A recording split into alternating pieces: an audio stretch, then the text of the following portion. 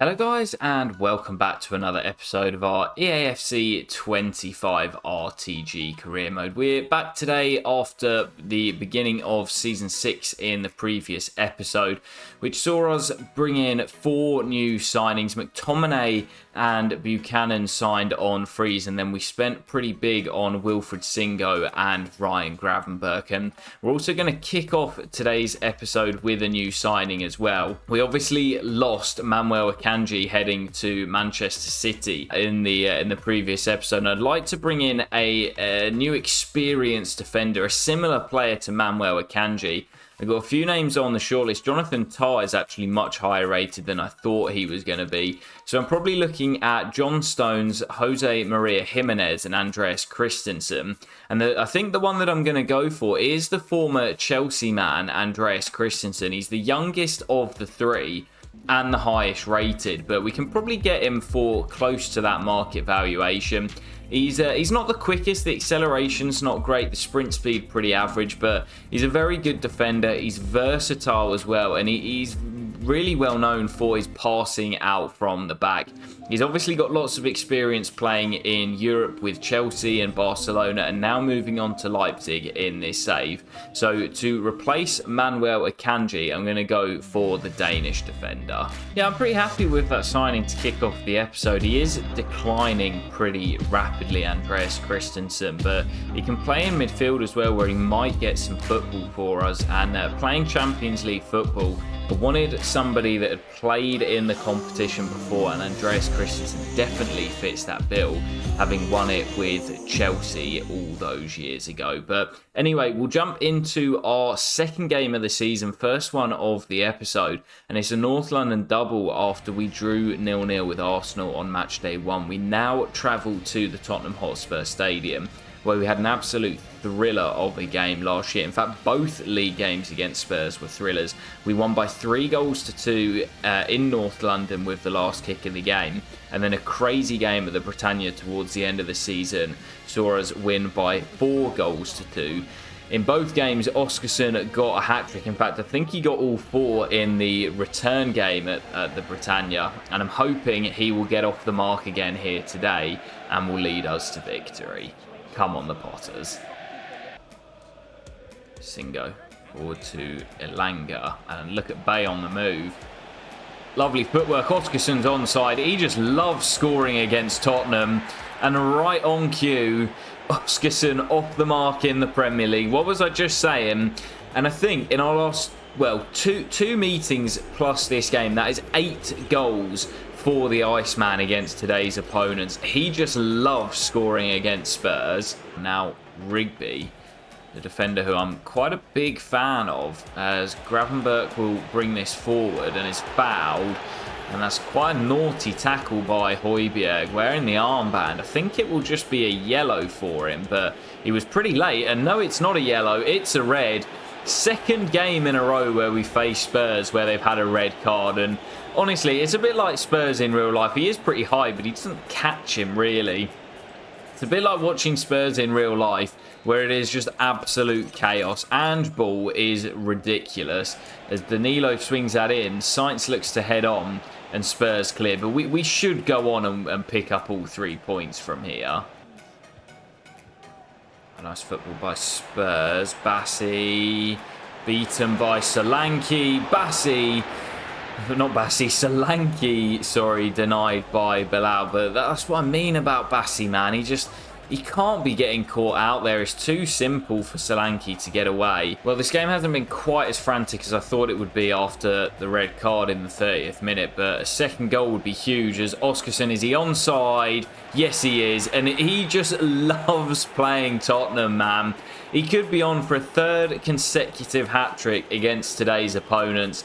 No hat-trick today for the Iceman, but he won't mind as he scores the 2 goals that grant us our first victory in the Premier League this campaign. 4 points from a possible 6 against the 2 North London sides, and that's a pretty decent return. But the Iceman just loves scoring against Tottenham, and he's done so again here to make sure we'll pick up our first win. Well, guys, one of the reasons I'm so happy with those 4 points is because our fixtures get significantly easier in the Premier League, and well, we've still got about a week left, or just under a week left in the transfer window, and I'm going to go after a new signing. I think looking at the squad, the one area that I really want to bring in like a good backup is attacking midfield. I've got a few names on the list. I really like Julio Enciso, still at Brighton in the save, but I'm quite interested by Hakon Haraldsson, a player that I've never really used before. And of course, we've got the Iceman, who is the main man of this save, really. I've never really brought in any Icelandic players in my saves before, so why not go for 2 in the same team? And Haraldsson, who great passing, 90 long pass, 84 short pass. And the finishing's pretty decent as well at 78. 81 dribbling is decent as well. And I do really like the look of his physical stats. 85 stamina as well.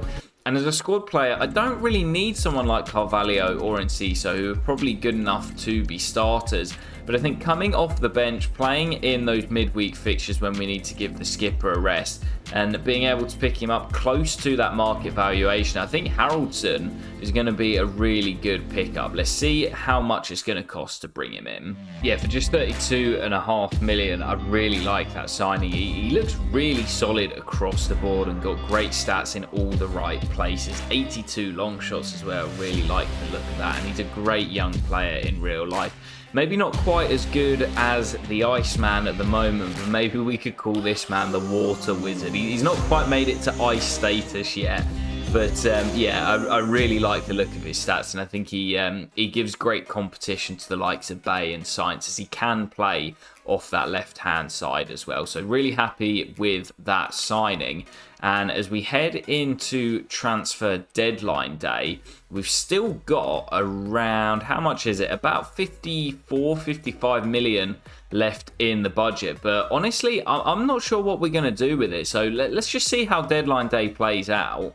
Well, guys, I wasn't really planning this, but there is one quick sale on deadline day as we see backup goalkeeper Enis Amatovic heading to Ipswich down in the Championship. They've obviously still got a lot of money, as £23 million is a lot to spend on a goalkeeper, but they're obviously building for the future and looking to get back to the Premier League. So I'm happy to let him walk, because he's just never going to get any football over Bilal, and that does bring our budget up to around 74 million. I'm honestly quite happy with the team, so I'm not sure if we're going to go in for anyone. We've got 9 hours on the clock, but looking at the squad, I think depth-wise, we are looking really, really solid.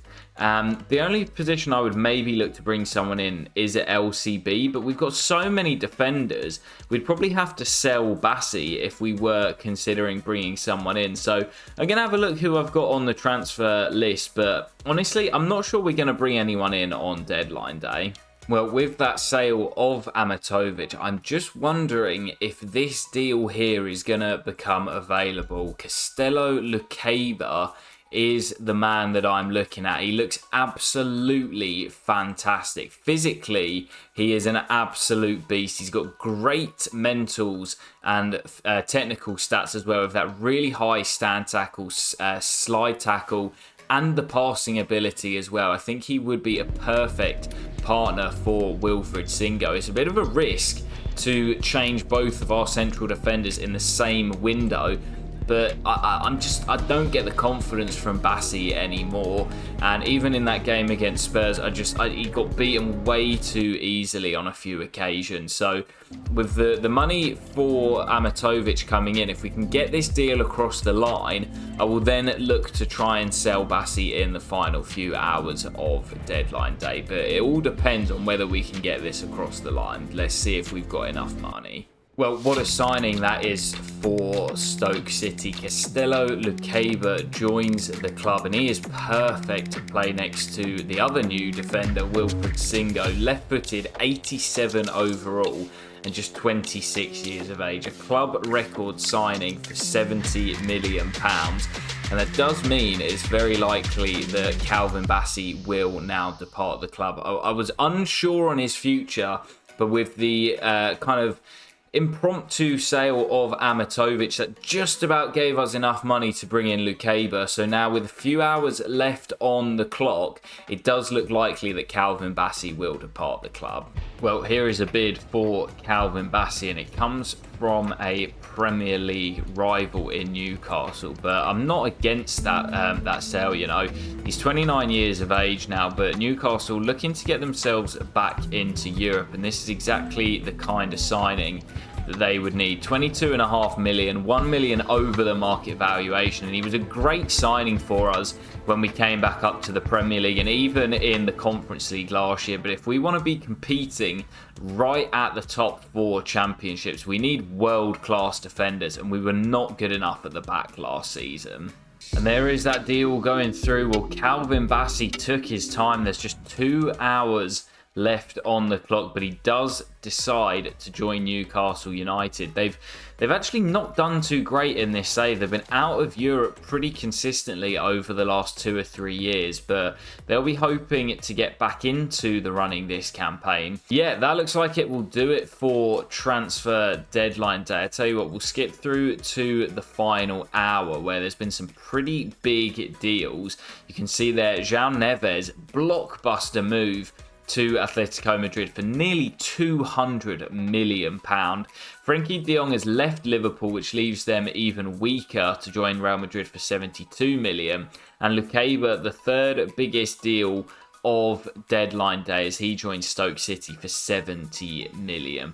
That is a statement signing and a statement transfer window for Stoke as well. But before we do dive into our next game, some big news as we'll see our fixtures for the upcoming Champions League campaign, where our first season in the competitions will be taking on RB Salzburg in our very first game away from home in Austria. Then we travel to Italy to take on Lazio and Atalanta, so 2 tough away games there.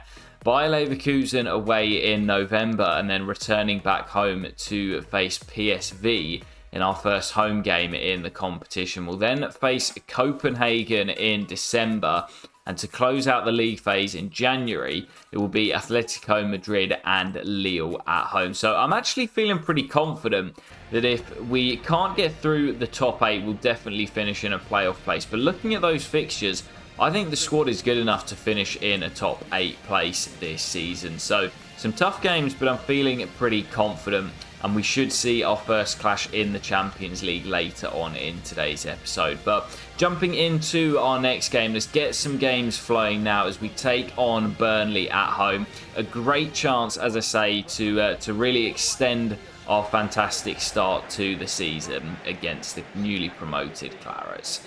Come on, the Potters. I'm saying this is the year we should be winning the Premier League and the Champions League, but with the money we've invested, we definitely have to be up there, as Bay does well. Oscarson in the middle, flag stays down.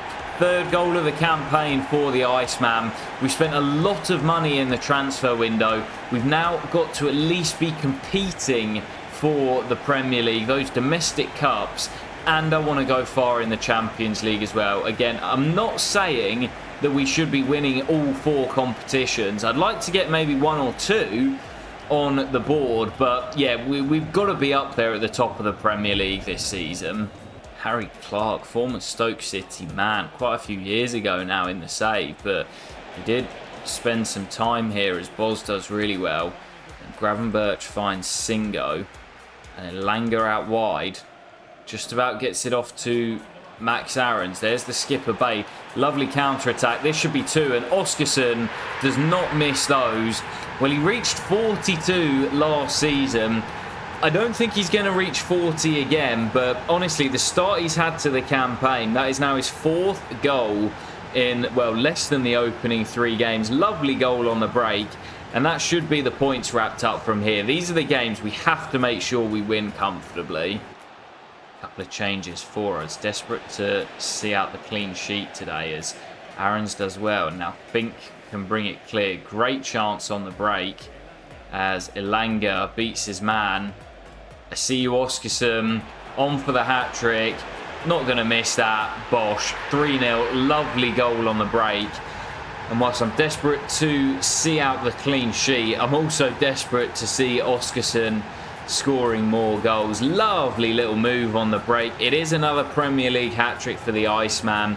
And he's so close to 90 overall now. Could he be on for another 40 goal campaign? I don't think it's possible in back-to-back seasons, but honestly, he is just incredible. Well, that's going to do it as well, and we do hold on for the clean sheet, and that's big. That's laying the foundations for this season. 3 clean sheets in our opening 3. It's not quite 3 wins after the draw on the opening day, but 3 goals for Oskarsson today as he claims the match ball, and that's exactly what we need in the early stages of this campaign. Well, it's been a great start to the season, and Manchester City with 2 defeats on the board in their opening 4 games in the Premier League. Maybe it is our turn to be top of the Premier League come the end of the season. Still, of course, a long way to go, but a chance to go top here as we take on Crystal Palace, one of our old nemesis in this save. I've no idea if Ismaila Sarr is still at the club, but he used to tear me apart in every single fixture, so I'm hoping I won't see his name on the opposition team sheet. But as I say, a chance to go top here before our first game in the Champions League. Come on, the Potters. Well, we're at the point in this save where it is very regen heavy, but still Ismaila Sarr remains at Crystal Palace, and you would not be one bit surprised to see him run the show today. But instead it's Anthony Elanga who scores the opener. Oskarsson this time turning provider as Elanga gets his first of the season. He was brilliant last year in his debut campaign, and I'm expecting more of the same this season. Gravenberg wins the header. It sits up for Bay, who lets fly off the woodwork. What a strike, as Oskarsson was offside on the follow-up. But that just sat up beautifully for the skip.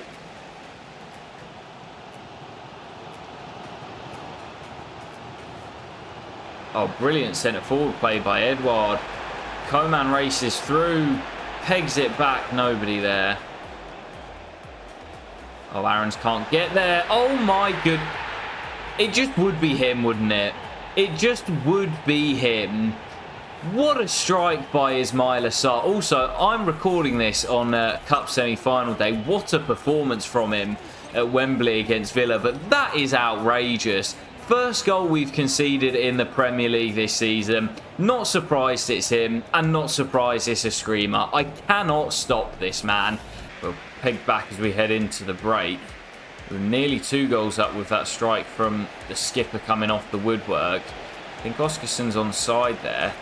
He is. He swings the ball in for Elanga, but Richards wins it. It'll come out for Gravenberg, who lets fly, looking for his first goal, and he nearly had it.